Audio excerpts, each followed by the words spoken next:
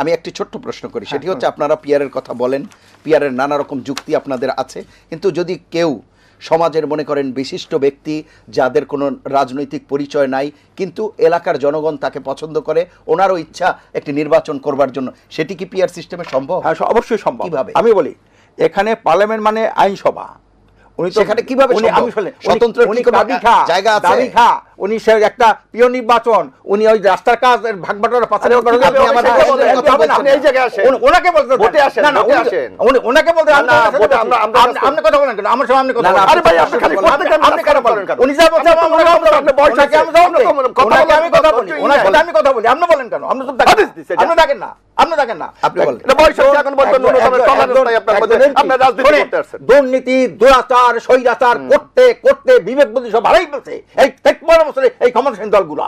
কথার মধ্যে দেখেন আমি কিন্তু আপনার প্রশ্ন পাইনি, না শুনেন, আমি প্রশ্নের উত্তর পাইনি। আমি বলছি স্বতন্ত্র কি ইলেকশন করার সুযোগ আছে? স্বতন্ত্র দাঁড়াবে, তার একটা জোট করবে, স্বতন্ত্রদের জোট, তারা যে স্বতন্ত্র যে পার্সেন্টেজ ভোট পায় সেখানে তারা পার্লামেন্টে যাবে। স্বতন্ত্র কি জোট করবে? হ্যাঁ, স্বতন্ত্র জোট আছে তো, স্বতন্ত্র প্রার্থীর জোট একটা আছে তো, সেখানে এই 91 জন আব্দুর রহিম সে স্বতন্ত্র প্রার্থীদের জোট করছে একটা, সে আমাদের সাথে কথা হয়েছে, সেখানে স্বতন্ত্র যারা থাকবে তারাও নির্বাচন করতে পারবে, কিন্তু সব স্বতন্ত্র তাহলে তার স্বতন্ত্র হলো না, স্বতন্ত্র মানে তো আলাদা, যদি আবার জোট হয় তাহলে কিসের? এখানে হলো ভোট দেবে দলকে, এখানে কিসের স্বতন্ত্র?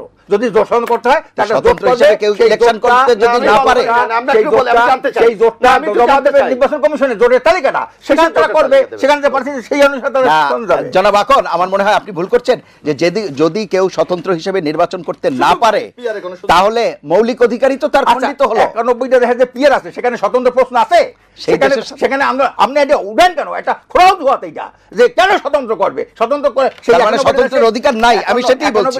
অসংখ্য ধন্যবাদ। 91টা দেশে কি স্বতন্ত্র আছে? অসংখ্য ধন্যবাদ। একেবারে স্পষ্ট কথা বলি, যারা পিয়ার করছে, একটা দেশের সিস্টেমটা তার ভালো না, এই জন্য কেউ পিয়ার থেকে আলাদা হয়েছে, আমরা একটু শুনে আসি। হয় না তো, কাজী পিয়ারের সংখ্যা বাড়তে চেষ্টা করে। 1 মিনিট, যে ওয়েস্টমিনস্টার যে অবস্থা আপনি দেখেন, স্কটল্যান্ড সেখানে পিয়ার চায়, নর্থ আয়ারল্যান্ড সেখানে তার পিয়ার চায়, এবং ইংল্যান্ডে একটা এলডিপি নামক একটা দল হচ্ছে, এলডিপি। আপনার বক্তব্য স্পষ্ট, আমরা তো বুঝতে পেরেছি। আমরা একটু এবিএম মোশাররফ হোসেনের কাছে শুনি। এখানে উনি যে কথাটা বলছেন, আমেরিকার মতো দেশে দুটি রাজনৈতিক দল, ডেমোক্রেটিক, রিপাবলিক, ওখানে স্বতন্ত্র দাঁড়াবার তো সুযোগই নেই, দাঁড়ায়ও না কেউ। ওখানে পিয়ার কোন জায়গায় হবে? না না, আমেরিকা তো আমি আজকে বলি, আপনি বলেন, আপনি কোনো কথা বললেন না। জি জি প্লিজ। আপনার মতো জ্ঞানী, এত জ্ঞানী লোকের সাথে আমি কখনো বসি না।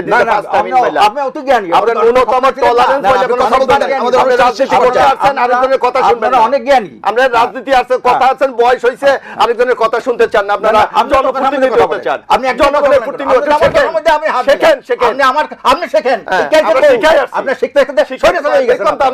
আপনি একটু শেখেন না, শেখেন না। জি, উনি শিক্ষা বড় কিছু করছেন। আপনি শিখছেন, 10 টাকা কষ্ট আনছেন, 10 টাকা কষ্ট আনছেন, 10 টাকা কষ্ট ধরা পড়ছে সেইটা। এইটা কি মনে করেন আপনি? এই অস্ত্র দিয়ে কি করছেন?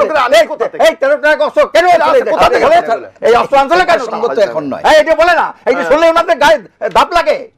উনি কেন এই পান কোথায়? এগুলা যারা কালচার বোঝে না, কালচার বোঝে না, পলিটিক্যাল করতে করতে বিবেক সব হারাই ফেলছে। আপনাদের মতো লোক যদি দেশ পরিচালনার দায়িত্ব পায়, এই দেশের কি অবস্থা হবে? আপনারা তো 12টা হয়ে গেছে, আর আপনারা 12টা 14টা বাজাইছেন, আপনারা আরো বাজাবেন, আপনার সামনে আরো বাজাবেন, আপনারা।